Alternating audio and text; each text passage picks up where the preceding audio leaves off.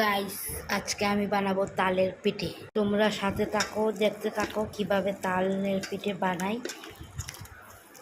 Guys, আমি তালটা বের করে এরকম প্রসেসে রেখে দিয়েছি।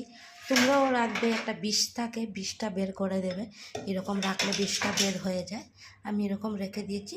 দেখো কতটা বিষ বেরিয়েছে। ওগুলো ফেলে তারপরে বানাতে হয়। কন্টিনিউ দেখতে থাকো আমার ভিডিওটা। চালের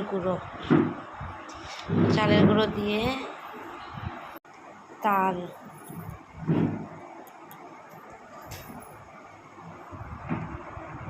মিক্স করে দেব।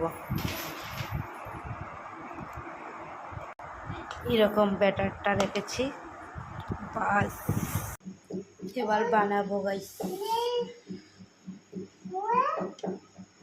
এভাবে চাষিয়ে নিয়ে